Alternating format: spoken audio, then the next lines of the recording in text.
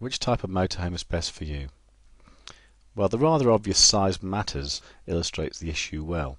Small vans are ideal for driving, but large vans are better for living. This is typical of the whole motorhome scene, where the compromise is a factor that keeps cropping up again and again. A lot can be achieved in smaller vehicles by clever design and to make each fitting perform more than one task, like the dining area that turns into a bed.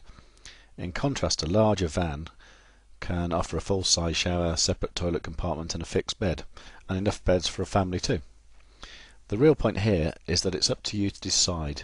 We're all different, and our holiday styles, parking spaces and budgets are all different too, so you pay your money and you take your choice. First of all, here's a high-top motorhome. A high-top motorhome is basically a panel van or delivery van conversion with a special high-fix roof. The wheelbase of the van chassis has a strong influence on available space, since the width is more or less fixed. Long wheelbase vans give the most space but can be unwieldy to drive. A medium wheelbase is the most popular on newer vans, and medium wheelbase vans are not usually available on older types of vans.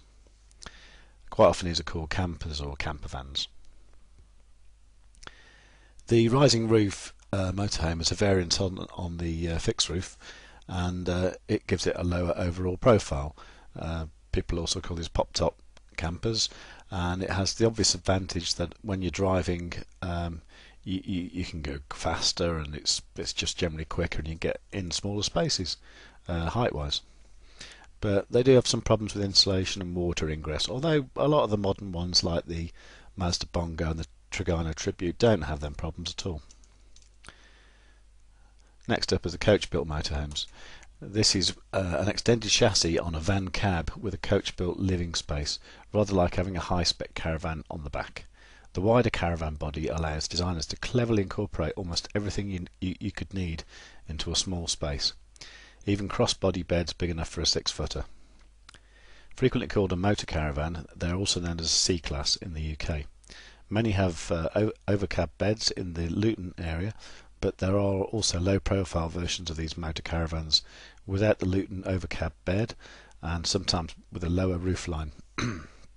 These vans are much more economical on motorways due to their improved aerodynamics. Next up is the A-Class motorhomes. These are medium to largish van, which is completely coach built, so there's not even the original cab that you can see from the outside. Potentially they're the best design, since almost everything is based on the needs of motor caravanners, but they're usually rather expensive and historically not that popular in the UK, although this is changing. These days they're about 2.2 metres wide like the C-Class Coachbuilts, and often have a transverse drop-down double bed stored in the roof over the cab seats, which gives much more headroom than a Luton bed in the C-Class. The posh end of the market, and this is the posh end of the market, and they're often referred to as a motorhome. Next up, for those with loads of cash, is the American RV. So these are American motor caravans which are built in style that only Americans do.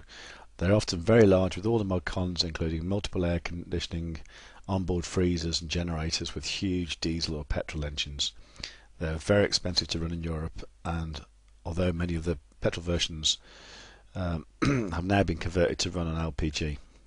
The base vehicles are frequently coach-type bodies, but full A-Class versions exist too.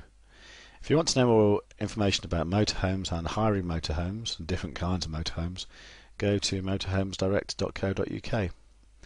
Alternatively, you can call on 0800 612 8719 if you wish to hire a motorhome, or if you're interested in buying a motorhome to put into a motorhome hire business, which is a great scheme, and I strongly suggest you look at it. Okay, thanks for watching. Bye.